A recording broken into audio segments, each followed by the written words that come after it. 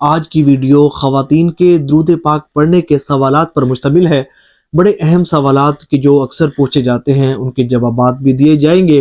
توجہ کے ساتھ سنیے گا، مکمل سنیے گا، اور اگر آپ بھی کمنٹ میں کوئی کوشچن پوچھنا چاہیں تو پوچھ سکتے ہیں، اس کا جواب بھی دیا جائے گا، اور اگر اہم ہوا تو اس پر ویڈیو بھی بنائی جائے گی۔ تو سب سے پہلا اور بہت زیادہ پوچھا جانے والا سوال کہ کیا خواتین حیض کی حالت میں درود پاک پڑھ سکتی ہیں، تلاوت قرآن کریم کر سکتی ہیں؟ تو دیکھیں، حیض کی حالت میں تلاوت قرآن کریم کرنا مکروہ تحریمی ناجائز و گناہ ہے۔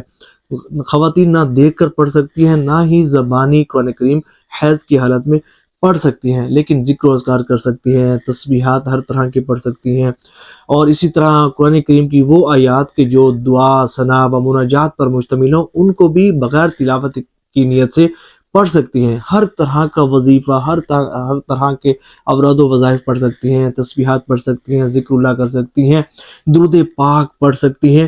اور بلکہ خواتین کے لیے بہتر یہ ہے کہ ظاہر ہے کہ حیض کے ایام میں نماز کی رخصت ہوتی ہے، تو ان کو یہ چاہیے کہ جب نماز کا وقت ہو تو اتنی دیر بیٹھ کر وہ ذکر اللہ کر لیا کریں یا درود پاک پڑھ لیا کریں۔ تو اس کا ایک فائدہ یہ ہوگا کہ ان کی عادت جو ہے وہ بنی رہے گی، اور پھر توجہ سے ذکر اللہ کرنا، ایک جگہ بیٹھ کر خشوع و خضوع سے ذکر اللہ کرنا، درود پاک پڑھنا بھی ان کو نصیب ہوگا۔ اور اسی طرح خواتین جو ہے وہ اذان کا جواب بھی دے سکتی ہیں۔ اچھا، دوسرا اہم سوال جو پوچھا گیا کہ کیا خواتین کام کاج کرتے ہوئے درود پاک پڑھ سکتی ہیں؟ تو جناب بالکل خواتین کام کاج کرتے ہوئے درود پاک پڑھ سکتی ہیں، لیکن یاد رہے کہ جس جگہ نجاست ہو، گندگی ہو، بدبو ہو تو اس جگہ درود پاک نہ پڑھا جائے۔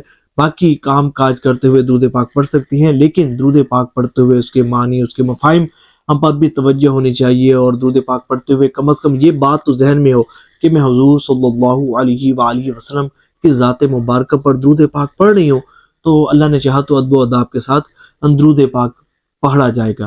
اچھا، تیسرا سوال کہ اگر کہیں جو ہے وہ درود پاک کی محفل ہو تو کیا خواتین وہاں اس محفل میں شرکت کر سکتی ہیں حیض کی حالت میں؟ اور کیا وہ جو گٹھلیاں ہوتی ہیں جن پر درود پاک پڑھا جاتا ہے تو کیا ان گٹھلیوں کو چھو سکتی ہیں؟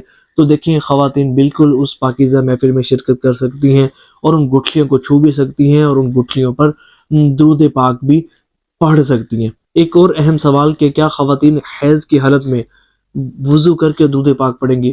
تو دیکھیں، ویسے تو درود پاک باوضو بے وضو پڑھا جا سکتا ہے، لیکن یہ ہے کہ اگر حیض کی حالت میں بھی اگر وضو کر کے درود پاک پڑھیں تو بڑی اچھی بات ہے، یا کم از کم کلی کر کے پڑھیں تو بڑی اچھی بات ہے۔ لیکن اگر کوئی خاتون وضو کر کے نہیں پڑھتی، کلی کر کے بھی حیض کی حالت میں درود پاک نہیں پڑھتی، ایسے بھی پڑھتی ہے، تو اس طرح بھی اس کا درود پاک پڑھنا درست ہوگا، جائز ہوگا، اور اس درود پاک کو پڑھنے پر اسے ثواب بھی ملے گا۔